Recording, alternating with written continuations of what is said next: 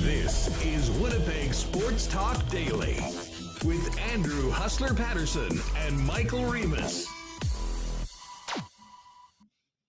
Hey, what's good, everybody? Welcome to another edition of Winnipeg Sports Talk Daily. Andrew Hustler Paterson with you. No Remus today, as we mentioned. He's gone for a few days.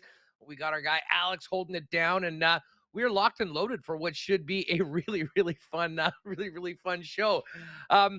I'm looking forward to a huge golf news today, and I'll go through some of this. But who better to talk about it? We've heard the folks in the chat. It's been too long since we've had Dubs Anderson, Mr. Dubsy, on. He's going to join us in hour 2, and we will discuss the announcement today by the PGA Tour of the agreement with the top PGA players committing to play more events and cranking up the loot available to those players, with 12 tournaments now having purses between $15 to $20 million. And a really interesting new venture that'll be happening in the winter with Tiger Woods and Rory McIlroy in a golf meets technology game 3-on-3 team. It smells a little livy, to be honest with you, but it will have the top players in the world, members of the PGA Tour. So we'll get to all of that a little bit later on with Mr. Dubsy. Now, Scotty Billeck is going to jump on in the next 10 minutes or so. We'll hit all the local stories with Scott. Bombers, Stamps tomorrow night, as well as interesting news on the Calgary side of things with Levi Mitchell hitting the pine for tomorrow's game. It'll be Jake Mayer who gets the start against the Winnipeg Blue Bombers, as well as some injury news and notes from the Bombers, which we'll get to in a minute. And of course, we'll get to Scott's thoughts on what's going on or what isn't going on with the Winnipeg Jets right now. Every morning, folks, I wake up, I think, oh, please just give me a notification. Jets have done X. It'll give us lots to talk about. And maybe this is selfish because we sure did have a lot to talk about with the coaching search earlier on. Pierre-Luc Dubois was the gift that kept on giving as far as things to get people fired up and interested in. Right now, though, the silence is deafening around the Winnipeg Jets and really the National Hockey League. And to be honest, considering the way this season has gone, the offseason with free agency going forward, maybe this does make sense that this would be the quietest time of the season. There was a time where the GMs would take off for a couple months. That's not the case anymore. But I have a feeling, if there was ever any downtime for NHL GMs, this might be the case. That being said, there's still some major things on the offseason to-do list, certainly here in Winnipeg, that we've been talking about for months that still remain outstanding. So we'll get to all of that coming up with Billeck. And then in between Billeck and Dubs, I'm looking forward to bringing on my guy, Lieutenant Eric, to the program. Now, many of you, some I know since our station got shut down, will often check out what Dusty and LTE have going on in Edmonton in the mornings.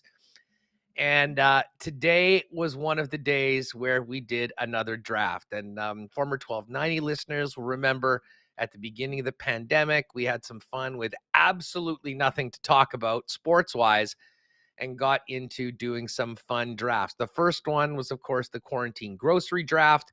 Dusty came on a few of ours, and, with their station continuing on, they've really carried that, carried the torch, if you will, when it comes to drafting. So today we went and did a draft of the best sports nicknames, which is always a fun topic to get to.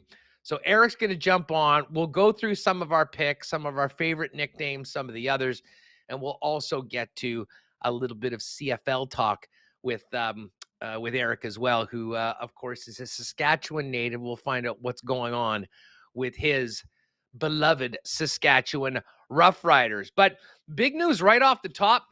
Bombers and Stamps going at it tomorrow, and there will be no Greg Ellingson for the Blue Bombers. And, yesterday we learned that Ellingson was at practice and had left practice. Wasn't sure what that meant. Well, unfortunately, we found out today that Ellingson has been placed on the 6-game injured list by the Winnipeg Blue Bombers. Now, that doesn't necessarily mean he'll be out for 6 weeks, but considering that, he played in the game in Calgary on July 15th and then missed the better part of the next month and has now come back, that's a pretty significant loss for the Blue Bomber offense, especially considering the chemistry and connection that he had with Zach Collaros earlier on in the season. Thank God for rookie Dalton Schoen. Be a great opportunity for Nick Dembski to maybe see a few more balls, Drew Olatarski as well. So the Bombers looking like they will be kind of similar to the way they were after that Calgary game without Greg Ellingson. The other interesting note from the Bombers side of things, and this isn't a 6-game injured list, but no Janarian Grant. And I thought Janarian Grant had really emerged as a player that had been, making an impact in more ways than one. At the beginning, he was a kick returner. Had shown incredible blazing speed and great moves at times, and that certainly can flip the football field and help you win. But I did find it interesting to see how Buck Pierce had used more and more Grant in the offense over the last 2 or 3 games. And, when you're able to get the ball in a player like Grant's hands in open space, that can be it can be devastating. We saw the case, just a couple of games ago. So no Janarian Grant, which is going to affect the offense. Be a good opportunity for Greg McCrae maybe to get a little bit more action and more touches on the football, and certainly opens up a big hole at punt and kick returner for the Bombers when they take on the Calgary Stampeders. And as I mentioned, the news that is now official, Levi Mitchell is getting sat down. No Bo Levi tomorrow. Well, he'll be available. He just won't be getting the start. It'll be Jake Maier who gets his first start of the season. And there's a huge story in Calgary and a huge story in the Canadian Football League that it'll be Maier. And I mentioned this, maybe it was yesterday, the day before, when we were talking about Calgary going into this game. Let's not forget the way Maier played here in Winnipeg last year, doing everything he could to lead his team to a comeback win. And, it was a little bit of good fortune for the Bombers, I think, that Rene Paredes came up short on a kick that he probably makes 7 or 8 times out of 10. And the Bombers were able to escape with that victory. So really interesting matchup tomorrow between Winnipeg and the Calgary Stampeders. And we'll be all over that with Billeck, as well as a little bit more with Eric a little later on today. There's a couple other things that I do want to get to right off the bat. We'll talk more about the PGA Tour announcements later on. But I do think that, hey, it's video game time, and I'm personally most excited about the PGA 2K23 that's coming out. Tiger Woods is on the cover.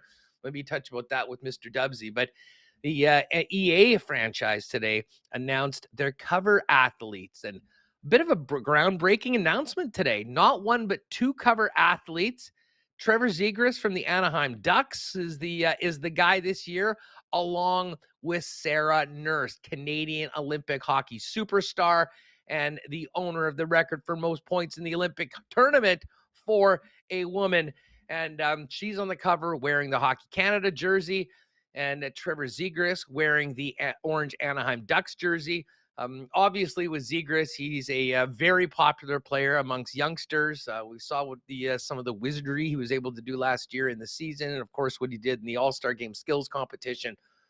But this is a pretty big moment for Sarah Nurse, and I think for women's hockey. And I'll tell you what, for Hockey Canada, that has had so many issues over the last little while. Terrible PR, a disaster of a World Junior Hockey Championships. Major questions as to who will be running Hockey Canada going forward. Put in the face of someone like Sarah Nurse in one of their jerseys on the cover of this game. Nice to be talking about Hockey Canada in a very different frame of light. And, that often happens when we get the women into the mix. So I'm looking forward to the game. It's too bad Remus isn't here today, because he, of course, is the NHL guy, the NHL streamer. So we'll get his thoughts on the new game. I'm sure he'll have a full review going forward. And there, and there you are, Michael Remus. This is the WST version. For those of you watching on YouTube, it's a 3-cover athletes: Zegras, Nurse, and Remus. Looking pretty jacked up. He was working hard getting ready for his big trip going forward. Good job, Alex, behind the scenes for making that happen. All right, so Scott Billeck's coming up. Just before we do that, of course, a big thanks to all of our sponsors that make this show happen every day, including our friends at Vita Health Fresh Market. Vita Health stock of Winnipeg's best selection of local, organic, and natural groceries, supplements, and beauty products, all at great prices, with an amazingly knowledgeable staff trained on these products to help you get exactly what you need and what you're looking for. And hey, if you're into organic produce, local grass-fed meats, and more for the barbecue, or a great grab-and-go deli with Vita Market salad, soups, and sandwiches, this is the store for you. Locally owned, empowering people to lead healthy lives for over 85 years, 7 Winnipeg locations, including the newest store in Linden Ridge, and online at myvita.ca.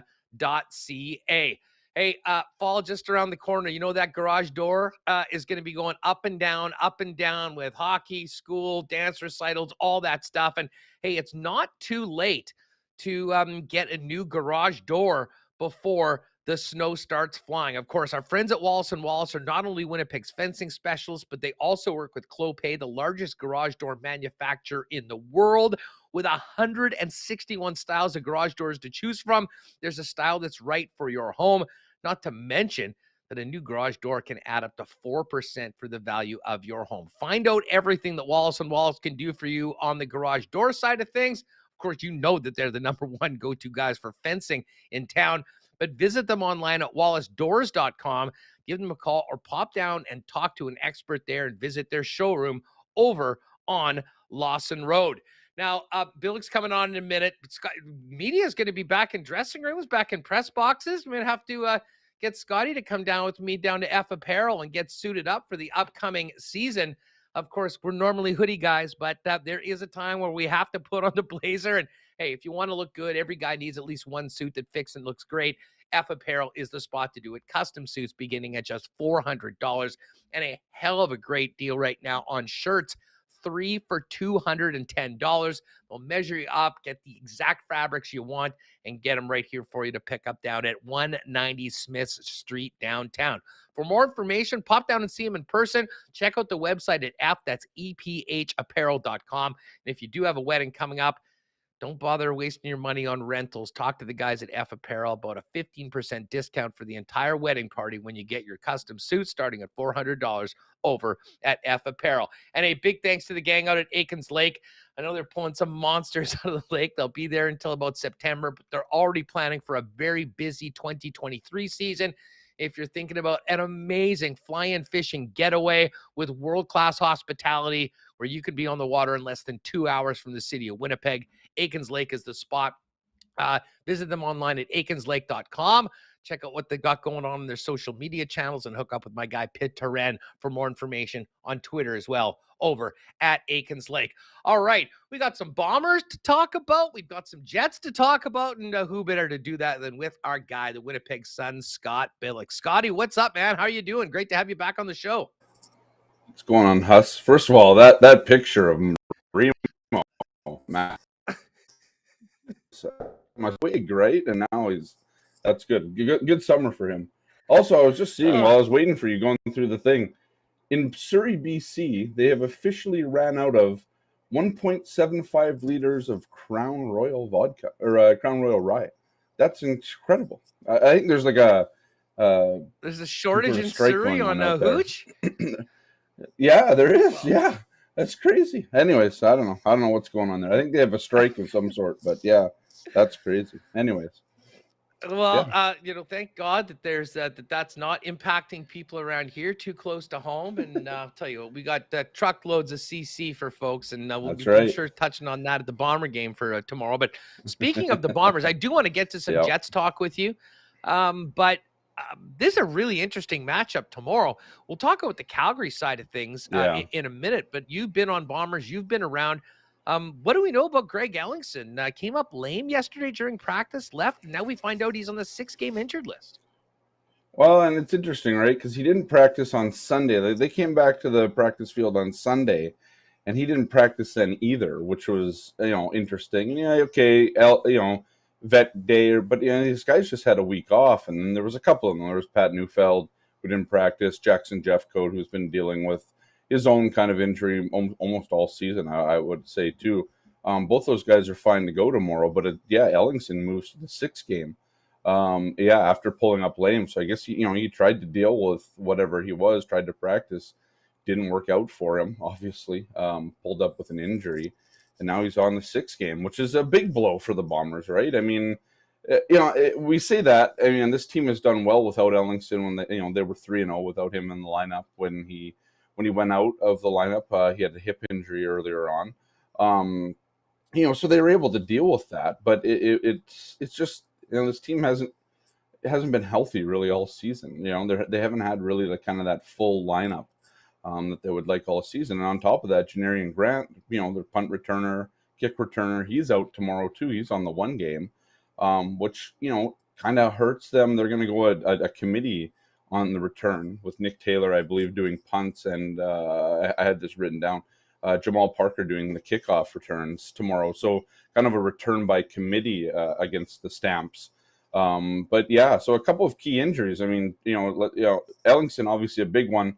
The Bombers have been able to deal with that with likes of Nick Dembski, Dalton Schoen, who has been absolutely a find for the Winnipeg Blue Bombers. Like what a player he's been. Rookie leader in receiving touchdowns, just an unbelievable receiver for them.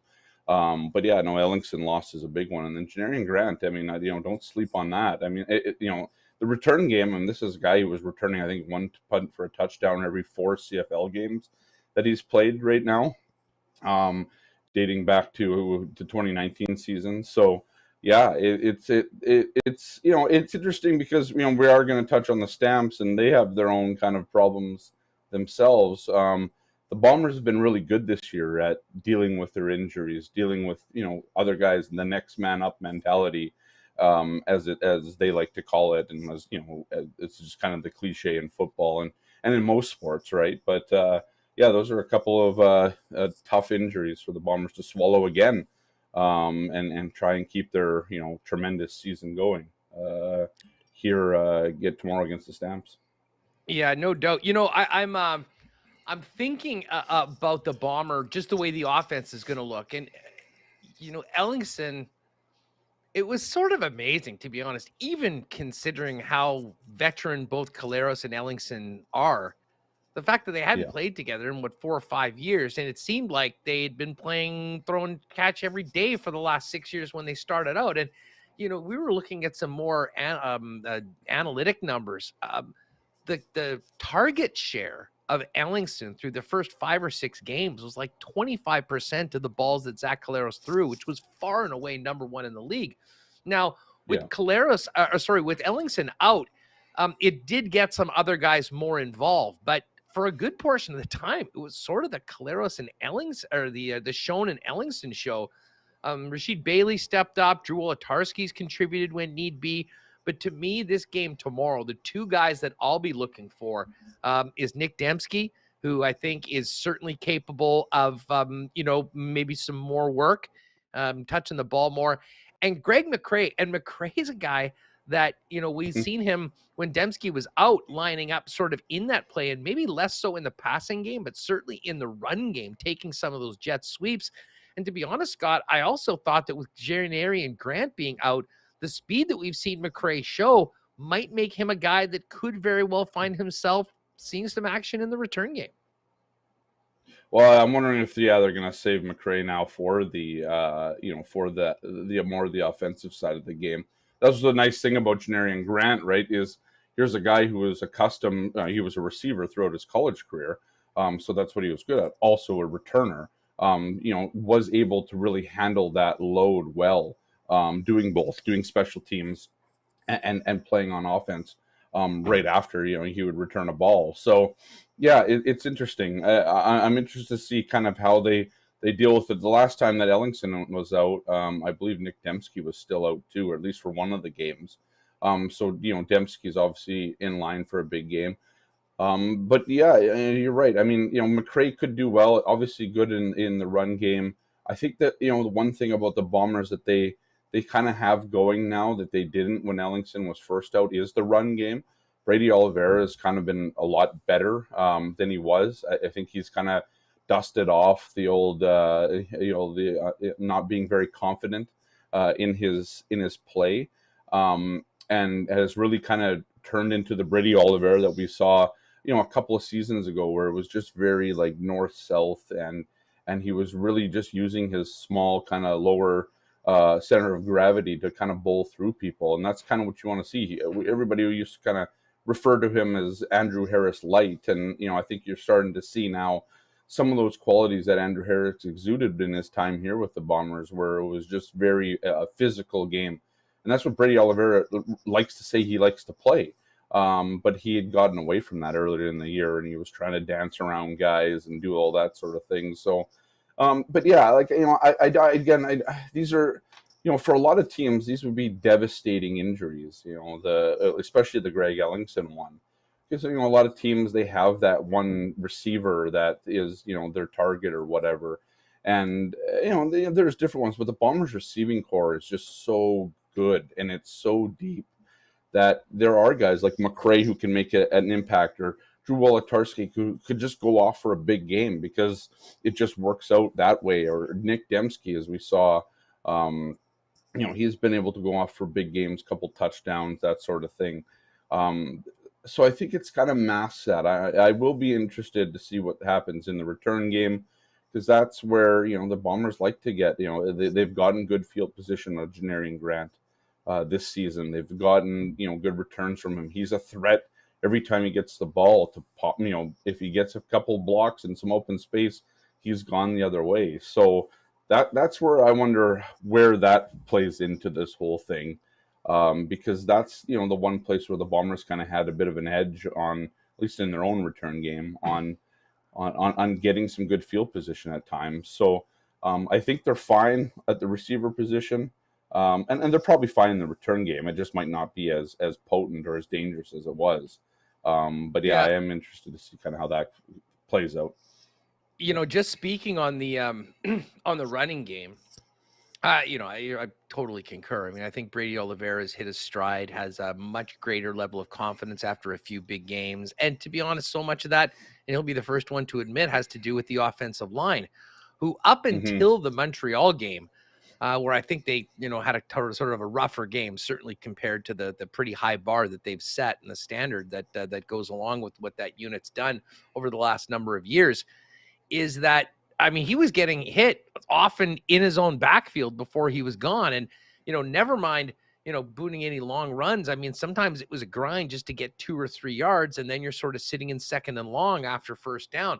The ability to break some big plays was huge for Brady, and you can just tell the confidence that he's playing with right now. Yeah. However, Scott, I think the bye week, if you look at any aspect of this team, the one area that I think will be significantly improved from the Montreal game, or I would hope that it will be offensive line. It was very uncharacteristic to see Zach Collaros running for his life the way he did, 5 sacks, and even the best plays in the game, like that touchdown he threw to Dalton Schoen, was a completely improvised play where he evaded what was looked to be a sure sack, ran around, bought some time, and put one into the end zone for 6. That's the one thing with I think if anywhere on this team through 10 straight games plus added 2 weeks of training camp before that, if anywhere on this team or that team, where the Bombers started fatigue in week 10 there in their loss, I think it was the offensive line. You saw it. I mean, Zach Collaros is a very good player. Even if the pocket collapses, eventually he's able to scramble and all that. There was times in that Montreal game, though, where it just wasn't possible. Like, it just wasn't going to happen. They were breaching it far too quickly, and he was just getting sacked. I mean, if you think back to the game-tying touchdown that was eventually scored, that came off a strip sack of Collaros, and then they moved down the field. And you can talk about the pinky finger being offside and all that, but I mean, it was the sack, and then Zach Claros ate that one. I mean, he said, like, whatever happened, we never should have been in that position because he just didn't have the ball security. But it was, I mean, the O-line, you don't often see. I mean, anybody who stood anywhere close to Stanley Bryant, that's not an easy man to move out of the way. He is a large individual, and he had probably one of his worst games, I would say, as a Bomber. But again, I was talking to Jim Toth about this yesterday, and it was like, I think the loss was maybe more overblown because of how they lost than anything right because the kicker needs to make that kick. But at the end of the day, you have to make that kick. That's what you're paid to do. They should still be 10-0. Was it a poor game by the Bombers? Yes. But can they might not use the excuse of fatigue and all that stuff, but I think we really did see that set in. It's 10 straight games. It was a grueling schedule up until that point, especially in those last 4 weeks where they played I think it was 4 games and in less than, it was 22 days or something like that. It was a silly schedule. It was really dumb. And so you saw the team that was just kind of, they had a chance to win that game, right? I mean, well, that's they the did thing. everything, They had Scott, that, the fourth they quarter. Did. Yeah. The fourth and quarter, third. 100-yard drive to start the fourth quarter. And then, they had the turnover. Montreal ties it up. They get the ball back with 3-4 minutes left, go all the way down and set up what should have been a chip cock. I mean, the blueprint, and that was maybe even more impressive considering the way they played up until that point. I mean, I don't think anything's changed with this team other than the fact that Leggio choked on a game-winning kick. Exactly. And again, that's what I'm saying. I think people are like, oh, okay, well, the Bombers, and people were kind of questioning this team after it. And I'm like, anybody who's been around this team, I think if you just watch these players through those last kind of 4 weeks before leading up to the break, you can see it starting to really just take a little bit of a toll on them. And I think that's the thing. I think what you're going to see with the Bombers tomorrow night, I mean, unless the bye week is somehow adversely affect them, is again that dominant Bombers team that you saw earlier in the season when they weren't in schedule hell. And I think, this team, the one thing that they needed that they didn't have, I mean, they were getting players back from injuries. They were finding big plays when they needed, because you can go back to the Montreal game in week 9 where it was a completely different game in the second half than it was in the first. And especially in that fourth quarter against the Owls, where they just ran train on it, and that was it. It was over. So, I think the rest is going to do them well, and I think tomorrow's game, they're going to come out. They're motivated. They're not happy that they lost, and they're not happy that they lost. Probably because of the ability of the fatigue. I mean, this is a team that's so mentally tough. It's the most fascinating part about this Blue Bombers team is how how strong this team is between the ears, and how, they talk about such little, you don't see a lot of teams always talking about these such minute details, right? Richie Hall said it yesterday when he was talking to the media about just the pinky being offside on Donald Rutledge there. That's just that's a focus issue, right? And I mean, you can look back and, I bet you in week 6, the Bombers don't make that mistake, right? But it's just a focus issue. But they're looking at such minute detail. And I know this happens in sports all the time. You're looking at the finest things, little things, but it's not glaring issues that led to the Bombers losing there other than a botched kick. It was just small details that this team normally gets right drained, I suppose. And I think tomorrow you're going to see a Bombers team playing against a not Bo Levi Mitchell led team. Well, let's get to that. Go after them. Yeah, let's get to that. Yeah. So it's official. Jake Mayer's starting for the Stamps. And, Bo Levi, I guess before he was asked a million times for the media, thought he'd just make a statement himself. This is from his Instagram in the last hour. I am obviously frustrated with the decision. Any competitor would be, but I am a member of this team and I'm not above coaching or criticism. I believe in Jake and believe he will play great winning football. I'll take the time to look at what I can do to make myself better, which will ultimately make us a better team. I will be back on the field. Listen, that's kind of an interesting side story of what the backup has to say, but let's talk about Jake Maier. I thought he looked great in week 1. I thought that the time was coming where he would be the starter. Obviously, Calgary won a bunch of games, and that didn't happen yet. And this is a guy that looked damn good in Winnipeg last year against the Winnipeg Blue Bombers, giving them one of their toughest tests on home field in the entire season, Scotty. A bit of a different look for Calgary. It's a significant change for Dave Dickenson to make. And probably a tough one, right? I mean, here's Levi Mitchell, was, future Hall of Famer, in my opinion, in the CFL, just based on what he's been able to do during his career. I mean, the Grey Cup trophies, just the touchdowns, the yardage, and all that stuff. I think Father Time might just, and this is what happens to every guy. It's going to happen to Zach Collaros one day. It's going to, it happens to all the greats, where maybe Father Time and having a good backup, a guy that probably deserves to play more games, but is kind of stuck against one of the best, if not the best, in the CFL, and especially one of the best of this generation of quarterbacks in the CFL, is not, it is finally starting to slide a little bit in this game. And if you watch the last Calgary game, they weren't playing that great. And then Jake Maier comes in, and again, I don't believe Jake Maier even got a touchdown in that game, but it just kind of, it spurred the team on. They were able to get into field goal range, and then Parody there was obviously able to claw them back from the 19 to 10 or 19 to 11 deficit that they kind of overturned in that game. So yeah, he did look good against the Bombers last year. He looked good earlier this year, and he looked good in the game last week.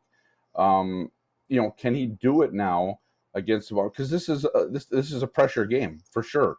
It's a pressure game because you've been handed the reins, and you can win. Like you win this game as Calgary, but they're not going back to Bo Levi next week. So different set of circumstances, in my opinion, than maybe last year against when they played the Bombers.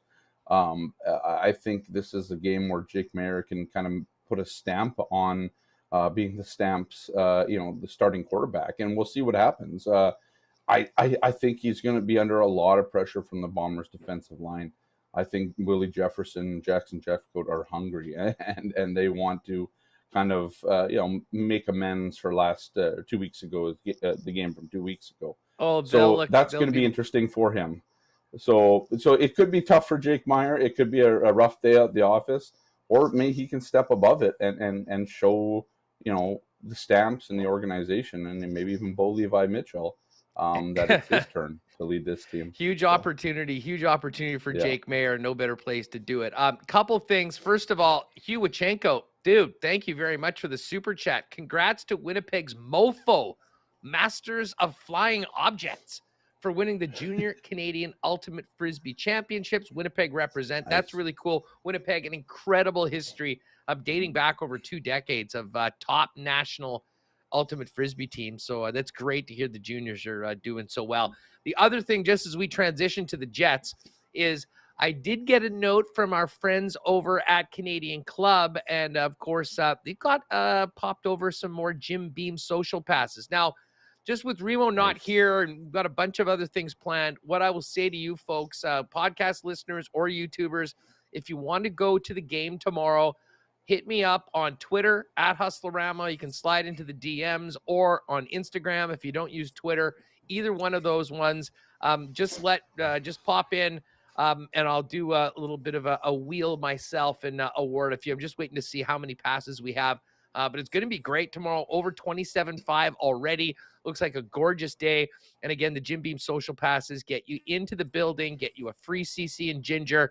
And again, you can find an empty seat if you want, or you can just stay and party with everybody in the North End or wherever you find your spot. So at Hustlerama on Twitter or Instagram, just send me a message that you'd like to go. We'll pick a few winners. I'll announce them tomorrow on the show, but send them back to you.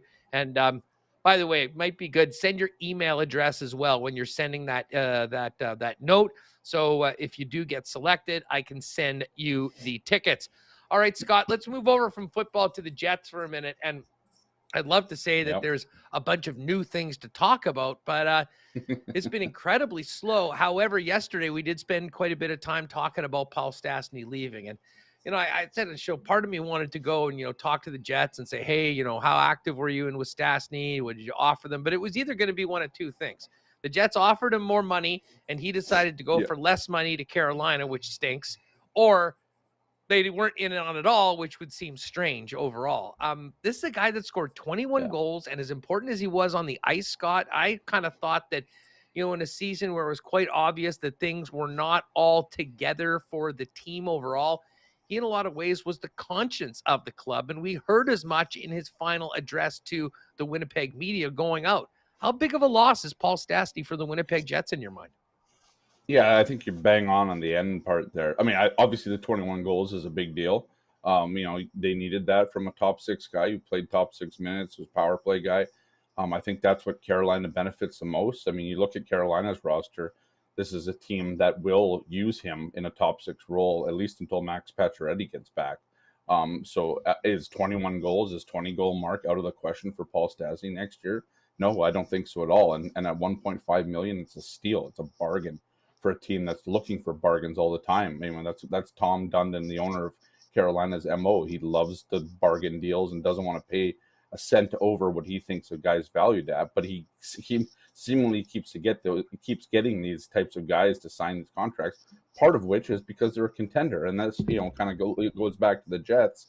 The Jets are losing a guy, in my opinion, partly because they have no real chance at contending next year. I mean, if anything's possible. We thought the Jets last year were going to be a cup contender based on the moves they made last summer. They were anything but last season. So who knows? It could be the complete opposite this year with a new head coach and a renewed kind of whatever from the dressing room, right?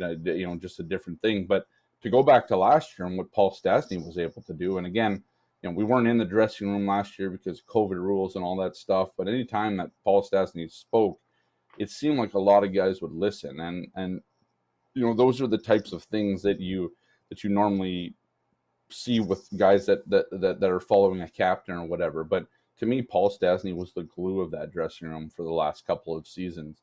I remember when the Jets were in that it was a 6 or 7 game losing streak at the end of the COVID shortened year, and going into the playoffs against the Oilers, and Paul Stastny was the guy that came out and kind of basically hit the reset button, and didn't kind of made some statements about that team that you would think are could induce a little bit of panic. But I think it was more of, I'm going to say this publicly, a lot of guys respect me in this room, and it needs to be said, and it needs to be a reminder. It's got to be the kick in the ass that this team needs, and it helped the team out of that rut at the time.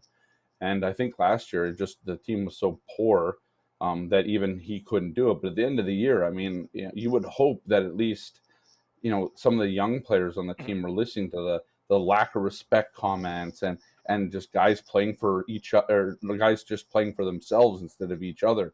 I mean, those are damning indictments against a team that everybody was would think you listen to Blake Wheeler talk or whoever, everything's good and all that. Paul Stastny just ripped the curtain off of it, and it, like a Band-Aid on a wound that hasn't healed yet, just ripped that right off, and it exposed a lot of problems with this team. I mean, I think those comments were part of the the genesis of watching kind of how this offseason went and the questions that surrounded this team. Obviously, there was Mark Scheifele's comments and some of the reports about Blake Wheeler, but yeah, lots of stuff. Sorry.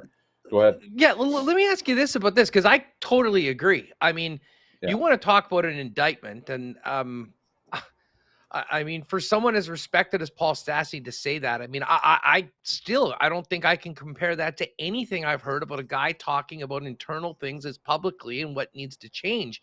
And it was somewhat shocking to hear.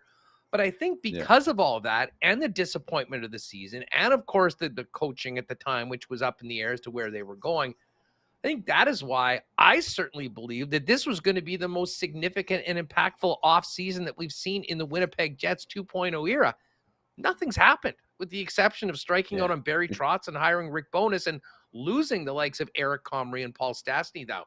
Why do you think we are here? Like, where did things change? Because certainly being around people from the organization, I think those expectations that we had were also shared there. Why do you think we're at the end of August and things are still essentially status quo? Yeah, it's a good question. I think part of it is like this team's starting to listen to probably itself, or at least, other people when it comes to they need to start actually playing some of their youth.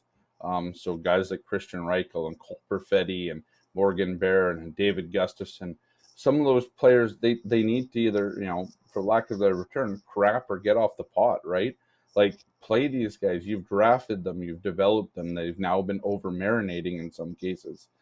Play them, and I think that's part of what this team is doing with this. The other part is I don't think that they can really attract the big name guys. I mean, even with Paul Stastny, right? I was in on Paul Stastny's press conference yesterday in Carolina. And what I know about Paul Stastny, having him in 2018 here, having him for the last 2 years here, is like, this isn't a guy that's chasing the big check anymore. This is a guy that's chasing a Stanley Cup. And so when it comes to that, the Jets weren't going to offer him that. They would have offered him a bigger check, but they weren't going to offer him the chance to win a Stanley Cup. I think Paul Stastny will be 37 either by the time the season starts, if he's not already, or midway through the season or whatever. Here's the guy that the clock's running out on his career. He's still pretty good. He can probably play till he's 40. But the number of years left for him to be a guy that's wanted as a veteran and that sort of thing on a contending team are starting to run out. So it's difficult for that. But this has been the problem with the Jets. I firmly believe that Winnipeg will be a destination for players as long as the Jets are a contending team. There's a lot of players, more players than most out there, that will come and play here. Nobody wants to live in Edmonton. Nobody wants to go there either. I think you've seen it in Calgary at times too, where if they're winning, players will go there. They will re-sign there, whatever. You might have to pay a little bit more, but even that gets reduced when you have a winning team on the ice, a winning product. And I think that was part of the thing. I think you saw that last summer with Nate Schmidt and Brendan Dillon. I mean, Brendan Dillon didn't have much of a choice when the trade was made. Nate Schmidt did, and at the first, he didn't want to come here. He was talked into it. This team was on a different trajectory at the time than the Vancouver Canucks were. Talked into it by Paul Stastny. Right, and that's the other thing, right? So that kind of ties it back into that.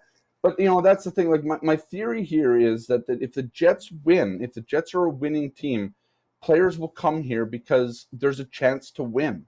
And I think more than anything, you can endure the winters here. People make a big deal about that. A lot of these guys are Canadian. They've gone through all this crap before. Who cares?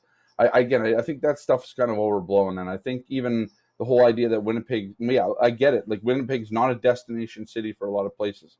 But as we've seen with Paul Stastny back in 2018, here's a guy who will waive his no movement clause to come to a team that he thought was potentially possible going to the Stanley Cup final.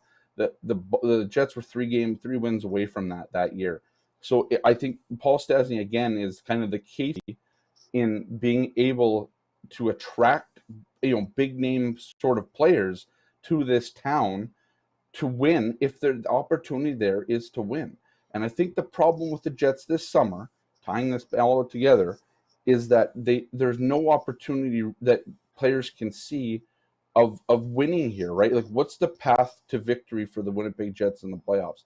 I don't know. We're seeing it. So you get your second or third, coach along the line that you didn't even know. I mean, you called the guy up. He's sitting on his couch. He wasn't actively looking for a coaching job in the same way that, maybe Barry Trotz was, or a lot of things kind of went, or a lot of things could have gone really good for the Jets, and it would have started with Barry Trotz getting hired, but it just didn't happen, right? You can't fault the Jets or Barry Trotz for that.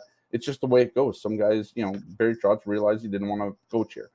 But, now it's difficult. I mean, I think with Barry Trotz, you could have attracted some guys, but now you're in this spot where, I think the Jets are looking.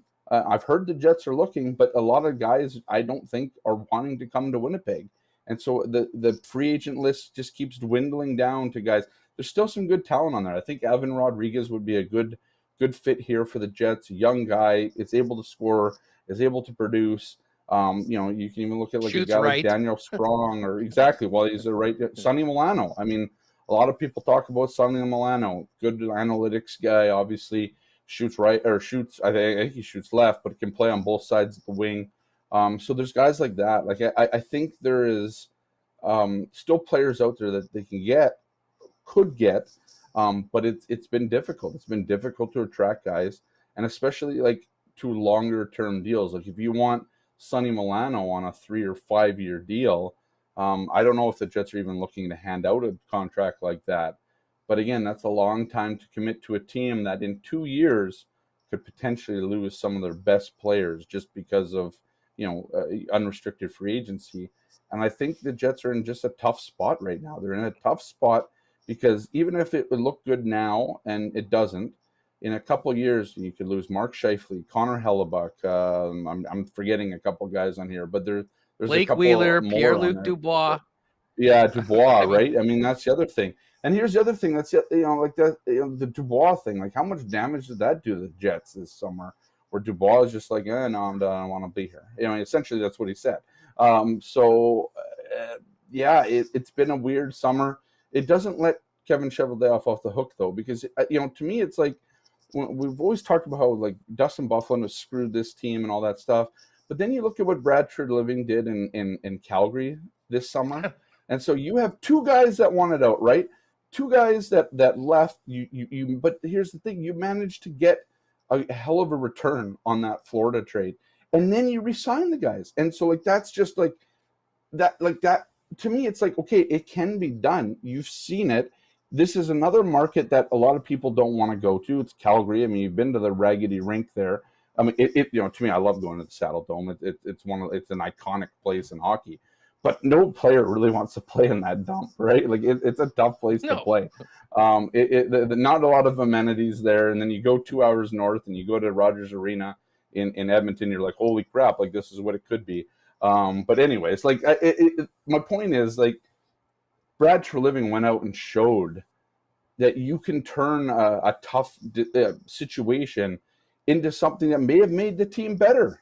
And that's the problem. We haven't seen that around here yet. And I think that's the biggest issue with the Winnipeg Jets. And I still haven't seen it this offseason. Where's the vision? Where's the direction? And we're stuck kind of in the late stages of August now. Yeah. Training camp is less than a month away, and there's not a lot going on. No, for sure. I mean, there's still some big needs up front, and I know some people in the chat are, excited about some of the younger players being given the opportunity. I mean, they're not just going to be given opportunities; they're going to be right now. If you don't trade a defenseman, you could be holding 8. I wouldn't even rule out having 9 defensemen on the roster if they're afraid about losing guys on waivers until you make that trade, some sort of a trade with the blue liner, hopefully to fortify the forward group. Hey, it is August. There is still plenty of time. Nobody gives out the cup. No one's putting the banner up in the last week in August. That being said, though, I mean, we're going to get onto the other side of Labor Day, getting into the Young Stars camp and training camp beginning. And when it gets going, if we're still talking about this team as is right now, I think there'll be major questions about what didn't happen this offseason. But hopefully we won't get to that point. Scotty, always great having you on the program, man. Look forward to doing this on the reg coming up next month. Enjoy the game tomorrow night, and we'll look forward to always a great game day package in the Winnipeg Sun. And, of course, all the coverage from IG Field in Thursday's edition or Friday's edition after the game. Thanks for doing this. Yeah, anytime, Huss. Appreciate it. Thanks again. Appreciate it. Talk soon. There's Scott Billeck of the Winnipeg Sun. Make sure to give him a follow on Twitter as well, over at Scott Billeck. All right. Coming up in just a minute, Lieutenant Eric's going to join us. We're going to talk sports nicknames, go over some of the best and worst of the nickname draft we did, hit a little more CFL, and then a WST fan favorite, Mr. Dubs Anderson, coming up. A huge golf news today. We'll get to all of that coming up. Before we do that, though, quick hydration break for our friends over at Culligan Water, the water experts in Winnipeg, locally family-owned for over 65 years. With water softeners, filters, bottled water coolers, whole home systems, drinking water systems, citywide water delivery services, as well as commercial and industrial water products and solutions. Visit them at 1200 Sargent Avenue. Give them a call at 694-5180 or check them out online at drinkculligan.com. Well, before Remus took off, we put the finishing touches on a new order of some really cool new era merch for Winnipeg Sports Talk. And of course, We did that with our friends at Royal Sports. When you're thinking of licensed merchandise, well, for WST, but more importantly for your Winnipeg Jets, the Blue Bombers, the upcoming NFL season, Toronto Blue Jays, and Major League Baseball and more, Royal Sports for over 35 years has been the spot to go to take care of all of your sports fan needs. And for the players in the family, with hockey season just around the corner, the biggest and best hockey section and selection in the city, with hockey players working with you to make sure you get the right equipment and fit for you. It's all there with the puck dropping on hockey season. Make sure you hit Royal Sports first. 750 Pembina Highway. Follow them on Instagram as well at Royal Sports Pembina for the latest merchandise drops and sale information. A big tent sale coming up in September, so keep an eye on that. Going to be a great night. I'm actually popping by and meeting one of the guys from Vita Health down at Boston Pizza tonight. Probably watch the Jays, and tomorrow, if you're not heading to the game at IG Field, no better place to get together with the gang and watch the Canadian Football League and the Winnipeg Blue Bombers than your local Boston Pizza. Great deals right now. Pizza flights are back. Great game night specials. And hey, if you are staying at home, you can get the great taste of BP delivered at home. Check out their game day deals and order online at bostonpizza.com. As we mentioned, our focus with Dubs will be on golf. These new announcements today by the PGA Tour, what this means going forward. But it is the Tour Championship. 29 of the top golfers in the world, should have been 30, but Willie Z unfortunately had to pull out due to a herniated disc in his back.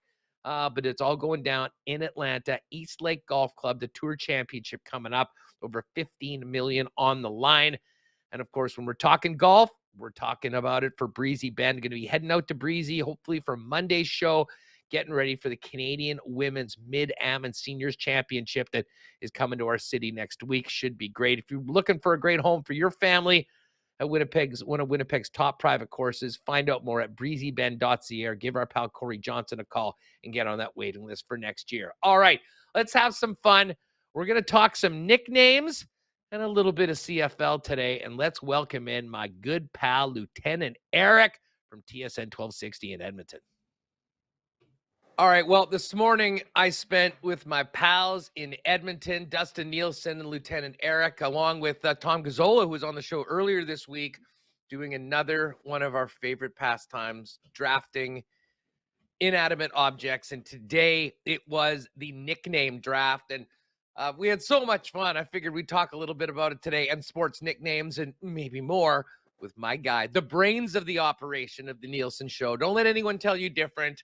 The one and only LTE, Lieutenant Eric. What's going on, dude? It's great to have you back on WST. Yeah, thanks for having me. It's good to be back. And yeah, what a draft it was. Like most of them, I was going for the elusive three-peat. The numbers right now don't maybe suggest so much, but here's hoping. We still got a lot of time left. Well, you know, a part of the strategy of a Nielsen Show draft is understanding the market and understanding the AM nasties. And you did that last time, narrowly defeating me in the dynamic duos draft with the controversial pick, as far as I'm concerned, of McDavid and Draisaitl, who I guess you could maybe adjacently call them a dynamic duo, but I had Gretzky and Curry. I thought that was a lock to get it done, but you have been hot. And shockingly, Dusty, who obviously often gets the default public vote, with maybe his worst performance in the history of drafts in the last one, and he had a lot to prove coming up today. Absolutely, he did, and I think, well, we're going to get into this, I guess, right now. But yeah, you talk about playing to the masses. He did that today. I want to congratulate you and Gazzola for kind of realizing the spirit of this draft much more than I think Dustin did with some of his selections. Well, I mean, he went for great athletes, but not necessarily the best nicknames. I mean, jokingly, you know, and again, folks that are watching with us on YouTube, we're going to throw some of these picks up here right now and kind of go through some of them. But, you know, when I think of this, and I mean, I am a nickname, I essentially am known by a nickname and have been for the better part of 3 decades. So great nicknames, Eric, are, you know, creative. They have a good connection to, you know, the athlete, potentially the city, and sometimes are done in humor. Now, I'll say this. I thought long and hard about taking Wayne Gretzky because I knew it would be somewhat pandering to the crowd, and you went with Tiger right off the bat. I had the opportunity to go with the great one, but I ended up going with Air Jordan. And I think that was one, just so people know. And again, if you're on the podcast, we had to take 2 hockey, 2 basketball, 2 baseball, 2 football, 2 wrestling, and then 5 open nicknames. And, the great one was there. I thought Air Jordan was more iconic, and certainly, I mean, it is. But I knew that was a very risky pick. And from the early voting, I have a feeling many of the nasties just looked and saw the great one right there and immediately cast their vote without looking at the other 14 selections. It changes like the wind. In that last night, I thought I had this locked. I was going with the great one. I know the market. It's Wayne Gretzky. It's like the Seinfeld episode, world's greatest dad. No, world's greatest. Number one doesn't mean anything. It's world's greatest. So he's the great one. I thought for sure that would. Now I wake up in the morning. I get to work this morning. I put out a Twitter poll. I say, hey, in terms of nicknames, and for mostly an Edmonton audience, is it the great one, Wayne Gretzky, or is it Henry Gizmo Williams? And the people responded 60-40 pretty much for Gizmo Williams. So I figured to myself, well, Gizmo, local guy type of thing there.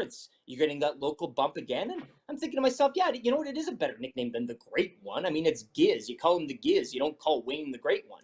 The morning goes on and we start discussing about Eldrick Tiger Woods and whether or not he legally changed his name, which would be, take him out of the running, I guess, for a nickname. And as the morning went on and texts flew in and people on Twitter got a lot more loud, I just shifted to Tiger. I saw the red shirt and I couldn't get away from that. So I took Tiger at 1. I was then surprised, Huss, that it gets back to me and Gizmo is still there. So I was happy with taking Tiger at 1 and getting Gizmo Williams back on around again in round 2 near the end. I was happy and slightly surprised I got the 2 of those, but maybe Tiger doesn't give me the pull or the score that you would get in, again, Edmonton and the great one and Wayne Gretzky, et cetera, et cetera, et cetera. So maybe I think I don't know. Well, and you know what, to be honest, I mean, I don't know whether I got psyched out because I was in the same line of thinking that if the great one was there, I'd be taking it. But I kind of thought that it would be between Air Jordan and the great one. And then obviously Tiger shook things up at the start of the draft. The one thing that I like the most about great nicknames is sometimes they're somewhat humorous. I mean, my number 1 hockey pick was not a star by any stretch of the imagination, but I challenge anyone to find a more humorous nickname in NHL history than Andre Red Light Raccoon, who I'm sure didn't appreciate the nickname, but when you're a goalie and the red light's constantly going off behind you, you get a bit of a rep for that, and that's exactly where he came in. Well, that lives on in infamy, and as you mentioned, maybe not like a name that's features on the marquee every night, but what is it? Like, I liked your Air Jordan pick. The thing's a franchise. I mean, if you're looking at it in terms of that, it's popular. I mean, there's no, how many other nicknames are on a brand and you make shoes and make all that money? So I thought that was a pretty good sneaky. I knew Air Jordan, Michael Jordan would be, near the top, but I thought that was a pretty sneaky good pick at 2. But you get him at the brand. You have the Greek Freak there, which is a good rhyme. It's recent. It's that. So what's in a nickname? Is it humor? Is it money power? Is it just a good rhyme? Off playing off the guy's name, guy or girl's name. I don't know. And I just I thought Tom did a good job in kind of going with the humor side. I think that was kind of his angle and taking just weird names out there. I like your mix with a lot of good names on their own, but the nickname attached to it as well. So whether it's, local bias, recency bias, humor, money, just a good old rhyme, it'll be interesting to see the results and how people kind of see, like Yogi Berra, for instance. Who calls him Lawrence Berra? It's such a good nickname, right, that you never even think about it. So is that good nickname power, or is it just naming yourself after a kitchen appliance? I don't know. Folks, if you're with us in the YouTube chat, fill us in on your favorite nicknames and you can give some thoughts. Some of the other favorites that I had, Mr. October, Reggie Jackson. I mean, that is an iconic nickname for an iconic player. But then to me, this is what this draft was all about. And, Bill Lee, who had a long career where he was pretty much high off his ass most of the time, a nickname like the Spaceman is, I mean, to me, that is what nicknames are all about. And in the open category, there was 2 guys that I needed to have on my squad. And I figured I could wait a little bit, and I did. One, Rod Smart, a.k.a. He Hate Me. He Hate Me is remembered more than pretty much anything else in XFL history. And then honestly, I think the number one, if you were just talking about hilarious nicknames that fit a guy, Butterbean, Eric Esch, the boxer. I guess he's not really an MMA, or he's more of a freak show combat sports individual, was right there. And then, of course, shout out to Winnipeg. There's no way I was gonna leave the Ayatollah of rock and roll, Chris Jericho, on the board. I'm so glad you got that, because I was zooming over the wrestlers last night, and there was Chris Jericho, the Lionheart or whatever. Ayatollah of rock and roll. I said, you know what? That is Huss's street. That is his avenue. That's his cul-de-sac. The guy, where he's from, and a hell of a nickname too, to boot. So. If you're watching with us on YouTube right now, you can see some of my selections in the one column. Eric was in at number 2, and a couple of iconic: Mr. Hockey, Gordie Howe, phenomenal; Cujo, very cool. Of course, there was that dog from the Stephen King novel or movie or whatever it was that was right around at that time. But going through what were a couple, absolutely, the CU. I mean, that's a 2-pronged nickname right there, baby.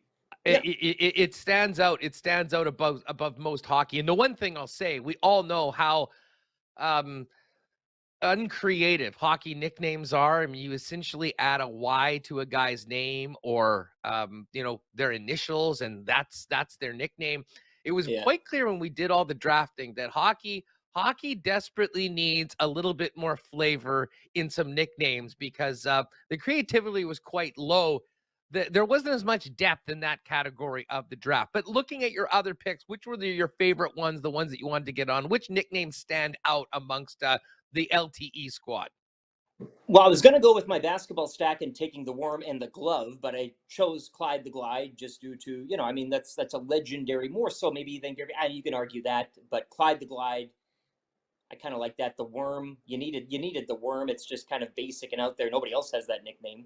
The wrestling nickname, Sexual Chocolate. I got to give my brother credit on that one. Mark Henry. Growing up watching that Big Beast. I laughed out loud when you dropped that one. Well, and I doubled up with the chocolate. I got Sexual Chocolate and White Chocolate, Jason Williams, formerly NBA fame. A couple of hockey players also found their way onto my open nicknames, and Dave Cementhead Semenko, trying again to get that local vote, and Felix the Cat Potvin, which I'm surprised maybe, and he was taken quite late, but a hell of a nickname. Again, growing, how many athletes named Felix? You get to have that privilege of using the cat because nobody else is doing anything because your name is Felix. Just with his helmet and everything, his style, I think he was quite iconic, and that nickname maybe gave him a little more mileage than him as the goalie would have gotten. So I do like my 2 hockey picks in the open nicknames: White Chocolate, Bad Moon, Andre Bad Moon Risen. Excellent. You say that's a great line. So I'm pretty impressed with what I've done. I think I hit on all the bases, kind of going out the refrigerator. That was mentioned a lot leading up to this draft. So, and Mouth of the South, Jimmy Hart. I mean, not necessarily a wrestler, but a promoter type of deal. So, and you wanted to pick Bobby the Brain, did you not? Yeah. Well, I mean, as I said, the two nicknames that were on my list that I didn't pick that were available at the end: the Brain, Bobby the Brain Heenan. You want to talk about iconic name, and the one, this goes back to great nicknames that are funny that people remember: Pablo Sandoval, the Kung Fu Panda, one of the most appropriate nicknames ever for an athlete. Alex, if you can, let's move over to numbers 3 and 4.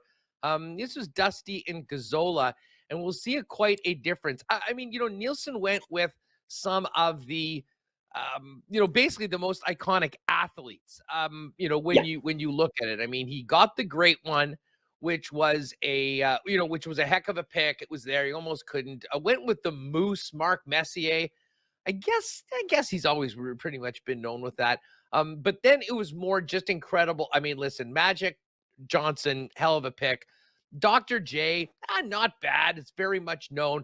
But I mean, even things like Mean Joe Green. I mean, I would say that there's plenty of better nicknames out there, but at the same time, there's a lot of notoriety to it and fame to a player like that won it all. There was the Coke ads, and we remember it for. And I think Dusty did a very good job of getting maybe not necessarily the best nicknames, but certainly names attached to probably the biggest stars when you compare it to the rest of the group. Yeah, fair enough. I liked him getting Iron Mike Tyson there in the open spot. I think Mike kind of fell a little late. I was surprised at that. Dusty had a little fun near the end. Swerve and Mervyn Fernandez, great name. Not necessarily maybe known for all, like pro sports, the Big Four league circles, but a hell of a nickname in CFL lore. the Dream, Hakeem Olajuwon. I liked his wrestling picks. You mentioned the basketball ones. I mean, Magic Johnson and Dr. J. I mean, when I think basketball, those are two names that are just that's right there. So I think he hit it out 10 out of 10 on the basketball. The hockey we've discussed. I mean, he's going for the local. I know what he's doing there. That's just Nielsen show drafting. And I do like his wrestlers. I had Macho Man really high on my list. Same with the Heartbreak Kid. I think the Hitman Bret Hart, everybody knows him. Again, local type of guy out here. So I like what he did. The Pinball Clemens one I like. I agree with the Mean Joe Green. I think there was some other. I mean, he could have taken Deion Sanders, right?